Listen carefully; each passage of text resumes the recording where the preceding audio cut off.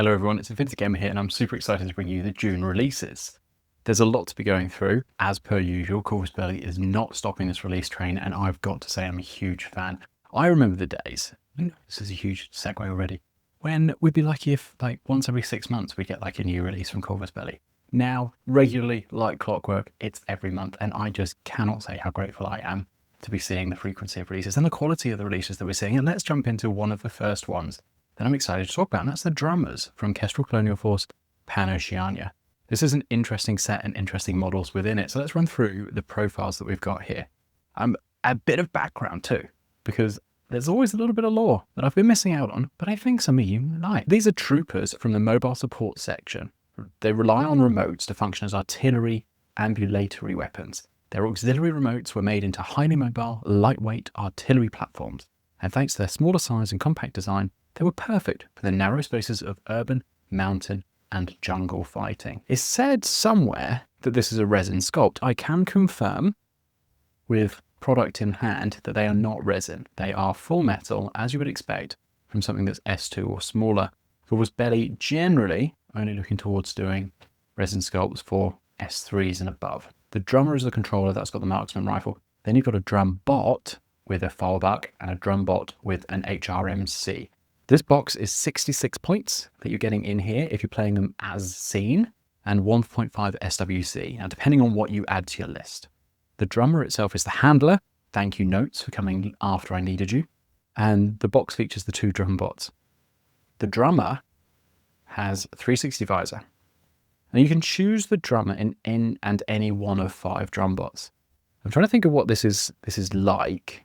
Because what you're used to with peripherals, and I had to do some digging with this one, is, a controller can have like a couple of peripherals with it and you can choose, 1, 2, 3 or 4 or something like that. But with this one, it's really explicit that you're basically getting a drummer and 1 drum bot, but you choose which drum bot that is, and that's the points and the profiles that you're selecting. So maybe a little bit, if you're coming into KCF for the first time or from another faction that doesn't have this, it might be your first time seeing this type of profile. Well worth getting used to and still well worth playing, even though it seems a little bit more complicated than others do. So the 5 drum bot layouts, you've got the multi-HMG for 40 points and 1 SWC with the drummer. That's the thing, they're all going to be combined. So this is going to sound like a lot of points, but you are getting 2 units in that, so bear that in mind. HRMC in the box, 42 points and 1.5 SWC. Fallback with +1 burst, which is also in the box at 38 points and 1 SWC. And then the Mark 12 +1 burst, forward deployment 4 inches, light rocket launcher, 41 points and 1 SWC. Then you've got the forward observer, heavy flamethrower and flash pulse, 21 points and 0 SWC. Drum bots, their profile, they've got movements -3, 360 visor, peripheral synchronized, which means they have to stay within coherency of the controller. If it breaks that or the controller dies, it then becomes disconnected. So while it's like 2 units, it's not 2 units. And courage. Amazing unit. Amazing unit. I can see so many applications for this. I'm really excited to run them. I'm trying to continue my excitement to do a coherent video because I haven't done that recently. We have marksman rifle on the drummer is decent, especially with 360 visor. You've got to think that plays for a very different role. It's something that's in a super effective roadblock. Marksman rifle, good mid-distance. It's not bad, it's not shabby. I know you're probably looking at the drum bots and going, oh, it's the fallback or the HRMC that I really want to be taking. And that's true. That's going to be doing a lot of your killing. Don't forget that that's really annoying having something with 360 visor. It does mean that you cannot sneak up on it. It means that it's going to be shooting, regardless of what you do, it's not going to be a negative. So, apart from the standards of ranges, it makes it harder to counter. That's an extra thing that someone has to think about. It might be extra orders they have to spend to try and circumvent it. The drum bots 1 and 3 are nice and classic. They've got nice big guns to run up the table. So if you're taking this mostly because of Roar of Cool, you're going to go with a big gun. And that's not wrong. I will probably run that profile too. There are 2 to 3 profiles here that I'm immediately drawn to and you can see some real good strategic applications for. So let's have a look at those. So you've got excellent points grabber in the forward observer pair, where the bot also is a forward observer. And that's got the keyword so it can grab objectives. You will notice in most missions it says, a specialist can't use a peripheral to go and get consoles or do those sort of things. Slightly different with this one because the peripheral itself actually has the keyword. So you're not using the keyword on the controller and then trying to do the action with the peripheral. the peripheral itself actually has that keyword, so it can do the things, which I think is really good. The flamethrower on that version will deter anyone that gets close. So you've got something that wants to be going and doing objectives. It wants to be middle of the table. It's got a heavy flamethrower, so it wants to be in the thick of things. And it's going to grab an objective, and then you could just camp on it.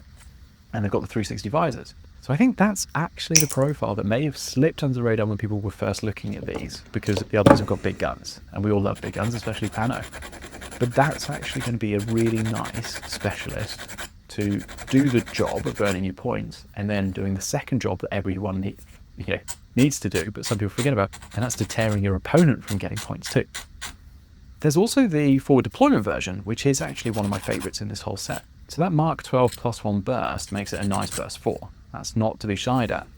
It pairs with the suppressive fire on a marksman rifle, so I think to think about it's that next step. So you've got this one isn't specialist operative as well, but this is pure roadblock type stuff. So you might be forward, put it in suppressive fire at the halfway line, and then you're really roadblocking anything from advancing you. The light rocket launcher is also a really nice addition to that, to again just give a bit more of a counter to anything running up the table. So out of the run and gun options though, so the other 3 that have big guns, it's definitely the foulback that would be my pick. That +1 burst on a foulback, not to be sniffed at all. It's also cheaper, and then with the foulback you get the shooting profiles. These could be super annoying and really impactful. I think the problem if you're playing KCF is that you've got so many cool things on your list, on your potential roster, that you're likely to be looking at something else instead of these. I mean, any faction that not only has the Red Eye, a Tikwalang, a Squalo Mark II, before we're even looking at your classic kind of units, no wonder this one might not get a look in. I've got lists that have Peacemakers in them because they're great. I'd love to give these a run. I do find it curious that the box is 2 drum bots when it seems you can only run the 1, but then I suppose that's the WYSIWYG.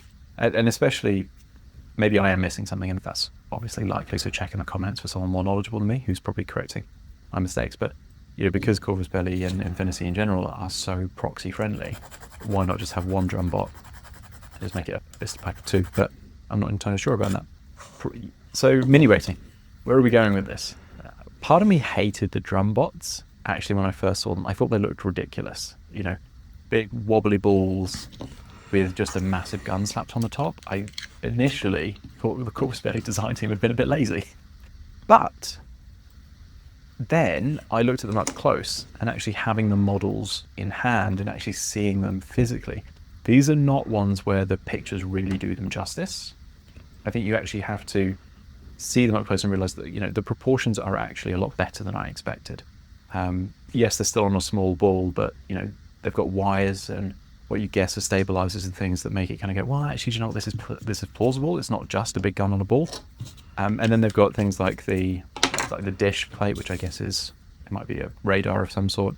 And then they do still have the big guns, but it kind of looks better because they haven't just taken a pre-existing unit and then slapped a big gun on it. So actually work a lot better than I thought. The drummer actually ended up being the one where I was like, that's a bit same for a whole bunch of Pano stuff. But maybe that was the factor of the drum bots looking a lot better than I expected. I was like, well, actually, the drum bots look so cool, but the drummer's not super good. So the drummer is nice looking, but the whole set is lifted by the uniqueness of the peripherals. I'm going to hate seeing these on the table across from me because they're going to be reasonably difficult to remove. But when I start playing KCF, these guys are going to get some serious table time. So the whole group of them, which are bundled together, is a 7.5 out of 10. Go on to the next box that we have. I'd love Corvus Belli bringing out more boxes. I don't know. How do you feel about that? Do you think, no, more single blister minis? But I'm liking these sets, and I think that's because when you're trying to build your army, it's easier to buy one of these sets at, I don't know, like 40 New Zealand dollars or so, and then have 3 or 4 models than it is kind of going, well, I'm going to spend $15 or almost $20 on one, and I'm going to have to do that 3 times. So I think cost effective it works out. That's just maybe that's my hobby man maths speaking. Imperial Service Expansion Pack. This one I'm more knowledgeable of, because even though I haven't played these, I have played against them. The Wu Ming Assault Corps is a penal military regiment. All its members are denied a name and instead are given a serial number. The regiment is formed from the most dangerous and violent elements of the regular Eugene forces, often referred to as pigs for the slaughter. All Wu Ming live on probation and the Zhan Ying, Imperial agents, are their handlers. By virtue of being the lowest rank of agent, the Zhan Ying usually perform their own dirty work, making them no stranger to both shady deals and firefights. Zhan Ying means war eagle in Mandarin. There you go, dropping some knowledge bombs on you to counteract the misinformation that usually accompanies some of my videos. The box includes one Wu Ming with APHMG, which is 33 points, 1.5 SWC, one Wu Ming with boarding shotgun at 22 points, one tin bot, and one Zhan Ying hacker, 25 points, 0.5 SWC. The direct points value for this little box here is 80. Now, when you think that most large-scale games, almost regularly get to 300 points, this is a decent chunk of a full army for Yu Jing and Imperial service. So let's look at the Wu Ming profiles, because they're worth having a look at. Dodge plus 1 inch, immunity to shock, 4 armor, 3 BTS. Structure 2, these are hardy. BS 13, not bad. CC 17, also not bad. It kind of doesn't matter whether you're in a shooting fight or a stabby fight with these guys. They're going to hold their own. They are 4-4 move, 19 point AP SMG, 27 point multi-rifle grenade launcher, and EM grenade launcher.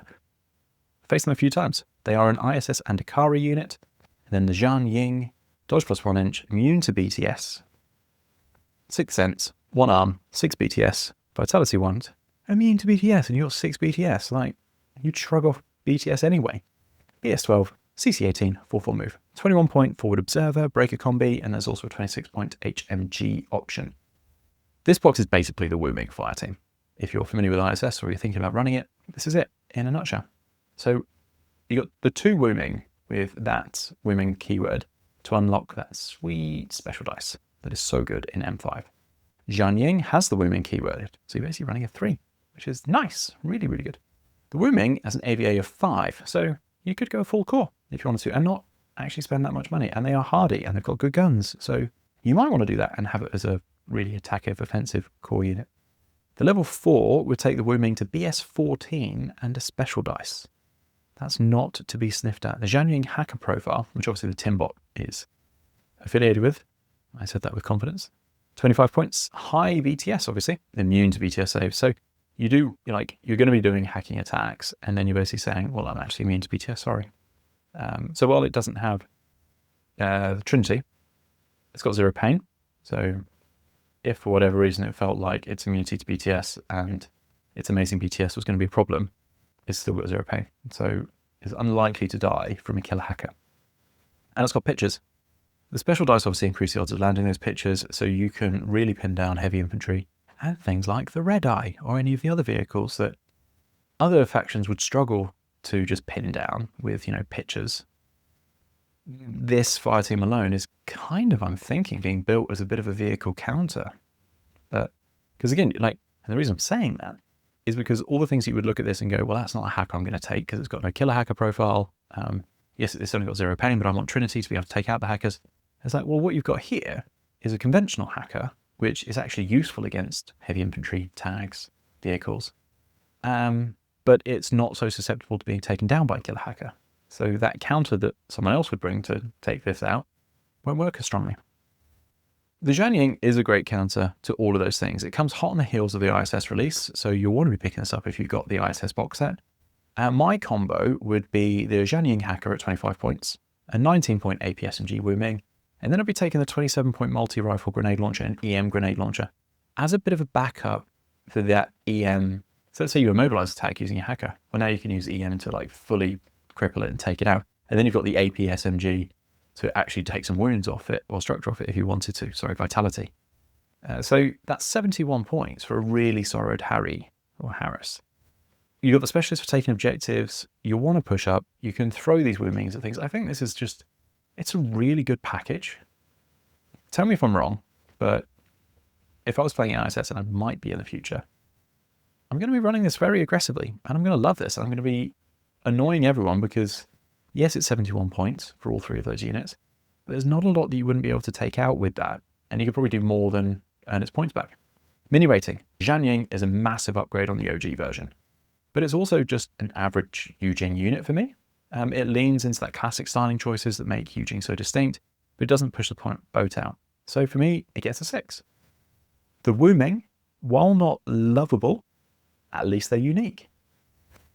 Outside of Nomads, I don't think we've seen that kind of hybrid patchwork face especially not in the state empire that I'm aware of. I do like the different direction of making these units stand out and suits that lore that I read at the beginning of this segment. Although I feel like their shoulders are slightly out of proportion, like maybe slightly a bit too big. So that's the armor set. I also feel like thematically a unit designed to be pigs to the slaughter would have less armor and less firepower than these guys are packing. So their score actually is more of a reflection of the, actually I expect a pig to the slaughter to be easy to pick off, and these guys are not easy to pick off, which is why they only get a 6.5. Next box, attack expansion pack. Whenever the troopers from the territorial defense regiments are deployed, they expect to see action and not stand by, and woe betide any officer who pretends otherwise, as they are as eager to engage in a fight as a rabid berserk, Russian for badger, ready to tear apart any antipode hunting party. The conductors are the guards of the trans-Tartarian trains, and their answer to any raid is always the same: blazing gunfire at point-blank range. You may be able to board their train on your legs, but if you don't have a ticket, you'll leave on your back.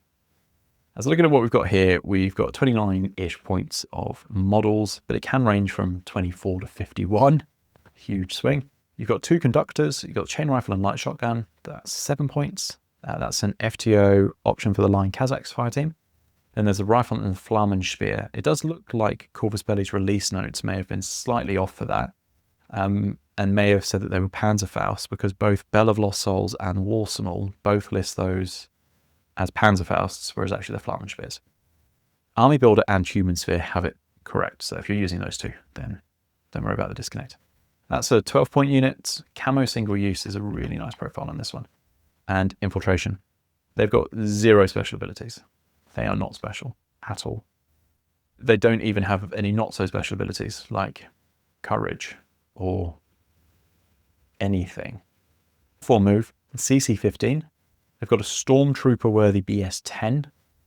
Arm 1 is a surprise, but only because they're so underappreciated in every other respect. I didn't think they'd get armor at all.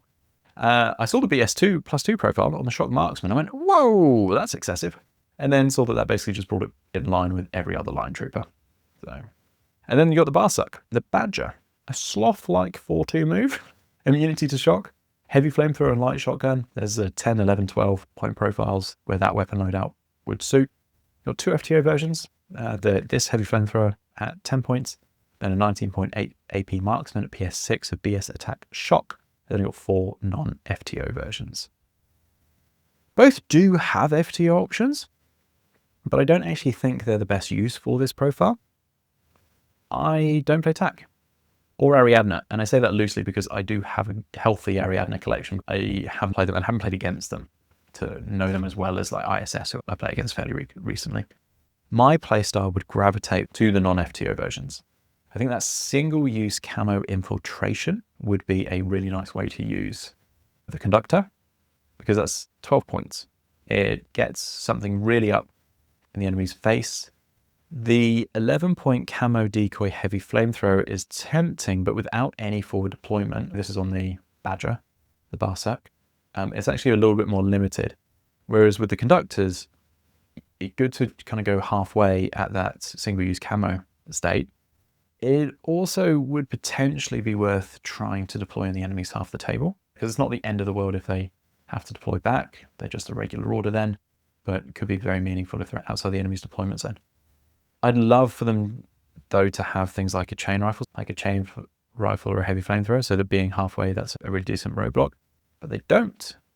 So I would instead put it on top of a building and probably ARO something big using that Flammenspeer. Flammenspeers are AP, so that would halve the target's arm value, and are also continuous damage. Meaning you could take out a multi-wound tag with a really lucky shot, or you could use the blast mode if a fire team's moving out from cover and potentially ruin their day a little bit. Mini rating, conductor.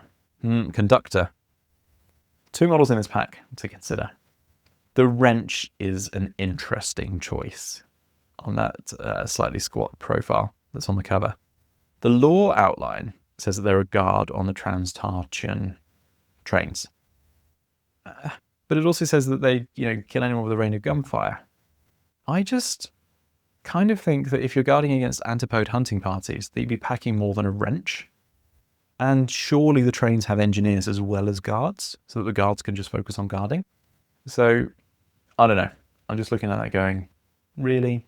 You kind of stopped repairing a train to now pick up a gun and do stuff? The other one is just classic line infantry. Could almost be any line infantry for almost any faction, to be fair, if the other factions didn't have more distinct aesthetics for their line infantry. The armor 1 must just come from those knee pads, because they've got nothing else on them that would give them any reasonable armor. Nothing too exceptional here. I'm going to give them a 5 out of 10. Then we've got the Barsuk. So this guy clearly values protecting his neck over his thighs or torso or groin, because that's where all of his armor is up above his waistline. Not that anything important resides in those lower places, so what's the point? The helmet seems attached to the neck piece from the design as well, so kind of like the really rigid movement style, almost like old school Batman, like having to turn everything at once. This is a badge that's best attacked from behind, because it's not going to see you. Stay behind its peripheral vision, doesn't stand a chance of clocking where you are. Shields and neck plates help with giving that armor 3 vibe. You look at that and just go, there's probably some bopping power here. Despite all of that, I do actually like the uniqueness of this styling, and giving it a 6 out of 10. Getting into slightly more familiar territory for me with the Krakot Renegade. That's because I have played a decent amount of Morats. I love Morats. These are Morat fugitives who have escaped a sure death penalty. A full penal regiment of the aggression forces, a compendium of some of the ugliest, vilest, most ornery Morat their violent race can engender. And now they're free to be hired. They have appropriated some of their captors' weapons, and they are ready to use them against anyone in exchange for supplies, combat drugs, or some sort of get-out-of-jail-free card. The box includes a Krakot Renegade armed with 2 submachine guns and a chest mine, a mercenary model that's an expendable shock trooper. Core stats for this one: 6'2" move, pretty mobile. Ballistic skill 11, CC 23. Special rules: Berserk +3, Dodge +2 inch, Forward Deployment +4 inch, Metachemistry with reroll, no cover, Religious Trooper, Auto Pass Guts roll. All fail their guts. They've got to succeed a whip. Super Jump, Warhorse, packing some special abilities in here. This unit is often used to get into the enemy's face quickly and cause as much havoc as possible, ideally in CC. Let's look at why. The box is the 17-point version. Points options: you can have the 14-point chain rifle, BS Tac plus burst 1 if you wanted to, or the 24-point Red Fury. All have chest mines, all have heavy pistol. Half of them have APCC weapons and the other half have DACC weapons, depending on which you prefer. But if you're getting into CC, you're not going to be using any of those because you're going to be using the chest mines. Chest mines, they're disposable too. There's a BS and a CC option, because why not? BS, small teardrop template. It has double shot. Boom. Shock and PS7. CC is +3 in CC. PS7 and shock. Let's look at, that's CC is where you want to be with this unit. I mean, you're not going to be angry if you're shooting stuff, especially with the double SMG. But let's have a look at why this is such a beast in CC. And if you're facing one on the table, do not let it get near you. The chest mine adds +3 in CC. So added to the CC 23. If you can berserk, it's got +3 to berserk. So that adds a further +3, meaning you're effectively CC 29 if you're chest mining and berserking at the same time. You're critting on almost 50% of dice rolls. That's bonkers. If your target is too strong for a chest mine, then you still have the option of the other CC weapons at a not so shabby CC 26. The Krakot, if you're berserking, fire team. The Krakot Renegade does have the Rodok fire team option. You can duo or harass that, or harry. Both units have super jump, so they can move around quite well together. Rodok only has a 4-4 move, but it is more robust. I have played Morats a fair bit, and Morats are one of my favourite factions on the table. I ran them at my last tournament.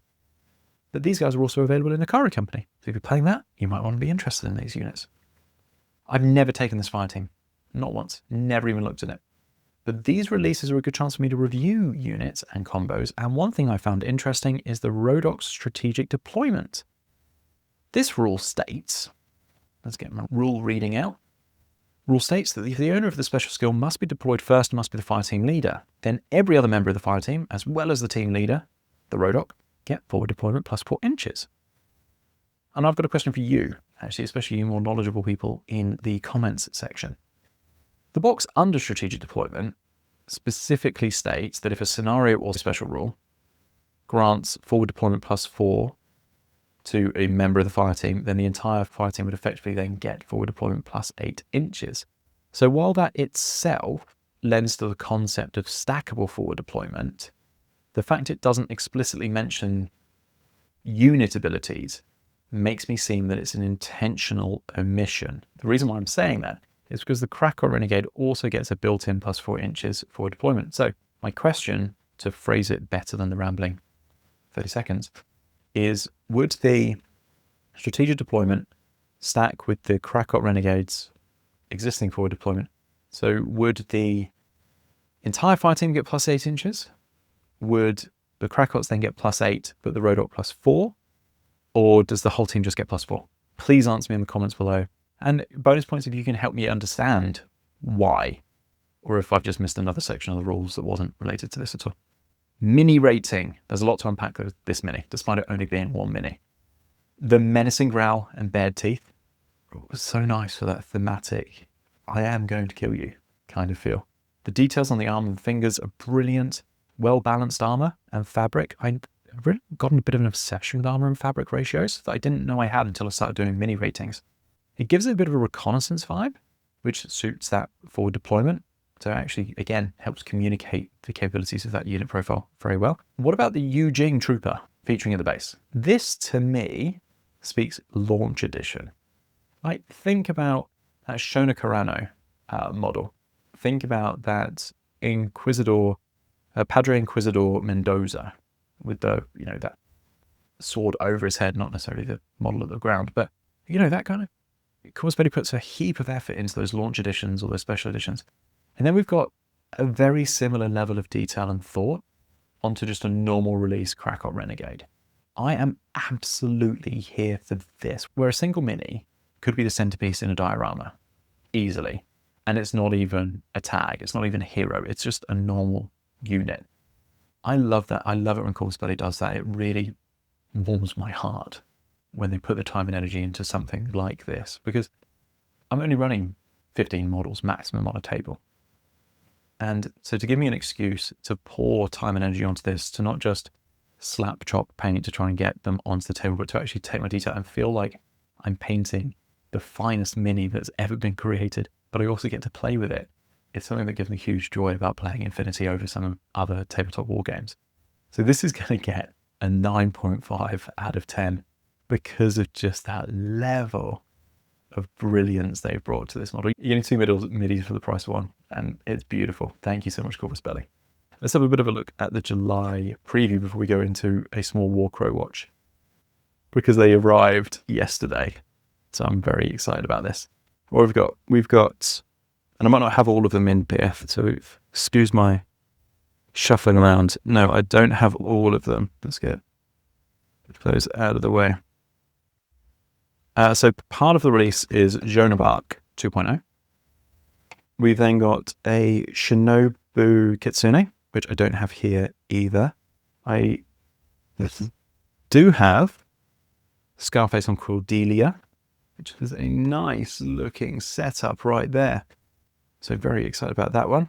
Diafoe's Mission Pack Barren Lands, which I will talk about in more detail because the Diafoe sets I really like. Imperial Service Expansion Pack Beta. More like turrets, deployable turrets. A real nice sculpts there. We then have the Vicestrel Mobile Artillery Regiment, which are really nice tank guns, which when I saw the lore for M5 book, and these were previewed in that, and I've been really excited to see what the models look like ever since. Feels like an age ago now. Then we have something that my Nomad army is very excited about, Go Pods. Faced them at my last tournament. Not a fan of facing them at all. And then we've got two Essentials boxes being released in July too, the Nomads Booster Pack Alpha and the Wu Ming Booster Pack Alpha. And then for Warcrow, so much Warcrow, what have I done with it? So the problem with two boxes arriving at the same time is that I then got to keep them separate to not forget what I've covered or what I haven't done. Oh my goodness. The mounted Hetman, I raved about these horse minis in my last video. It was a set of 3 that came with that one. They just keep getting better. These are, I think, the vehicle equivalent of Warcrow in that they are exciting, they're new, and they are also beautiful at the same time. We also have the Northern Tribes Orc Hunters, a box set of 4 that you can see there. And we have the Sainan officers. I'm eventually going to figure out how to pronounce that. But we have the keen-eyed among you would have spotted this bad boy. The Song of Gorman 2-player battle pack. This is exciting. You obviously would have seen some of the early trickle releases from Corvus Belli. That's all stuff that's going through. It is amazing. I've had a quick open of it.